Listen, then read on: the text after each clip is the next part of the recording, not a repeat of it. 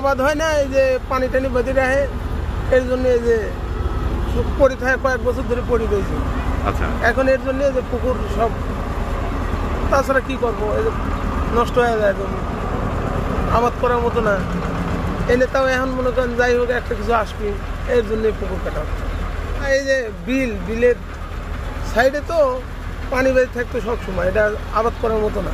আচ্ছা, এখন পুকুরই ছিল, ওই যে কলার গাছ আছে, হ্যাঁ, কলার গাছ এখন নতুন আবার ঝালাই করা হচ্ছে।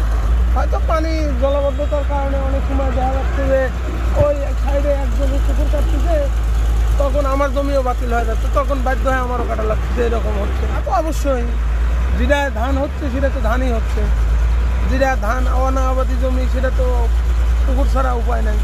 ফসলের জমি তো ছিল এককালে, তো এখন হইলে আপনার দুই পাশ হইলে পার বাইতে ফেলা হয়েছে, যেহেতু হইলে পানি বাড়ানোর মতন ব্যবস্থা নেই। তে আমার হইলে 4 কোটা আছে, মানে এখানে 1.5 বিঘের মতন জমি। তে এই 1.5 বিঘের জমিতে আপনার হইলে 3 কোটা ডুবে থাকে, মানে বাড়ানোর মতন ব্যবস্থাই নেই। এখন এই জন্যে আমার হইলে ওই বছর বছর আমার তো এখানে লিস্ট নেওয়া জমি। আচ্ছা, তে এই আমার হইলে ওই নিজের তেন এই ইরা টেকাটা হোক আর ধানটা হোক আমার দেওয়া লাগে তাকে, কিন্তু খালি আমি হইলে ওই লিস্ট সারি এখন কি করবো কন, এই জমিটা, সেই জন্য আমি হইলে বাধ্য হয়ে সারি পুকুর কাটতেছি। হয়ে আসতেছে, মানে আগে তো বিল ছিল, সেখানে হলে আবাদ খুব ভালো হয়েছে। আমার এই ভূমিতে 30 মন 35 মন করে ধান পাইছি, কিন্তু খালি এখন তো পাইনি। এখন হলে আপনার হলে ওই এবারও কাটাইছি 13টা পাইট গেছে 1.5 বিঘে ভূমি এই ধান, কিন্তু খালি আপনার 6 মন ধান হয়েছে। সেই জন্য আমি হলে বাধ্য হয়েছে পুকুর কাটতেছি। কিন্তু খালি ইদানিং এই সাইড দেখতেছি যে আমারটা স্থলে মানে সন্নি ভূমি ছিল, কিন্তু এখন দোপা হয়ে গেছে। আছে দেখা যাচ্ছে কি যে ধান আমরা ভাত খাই, ধানের তেনে আমরা ভাত খাই, কিন্তু খালি সেই ভাতই যদি না থাকে, মাছ খায় তো আমার লাভ হচ্ছে না। কিন্তু আগে ভাত আগে খাওয়া লাগবে, তারপরে গিয়ে মাছ খাওয়া, তো সমস্যাই। তো এখন দেখা যাচ্ছে কি যে কিছু কিছু আছে জিনিস আছে যে হয়তো বা হলে যে কোনো মানে পানি বদ্ধ হয়ে থাকে, সেখানে তো পুকুর কাটাই লাগবে, উপায় নেই।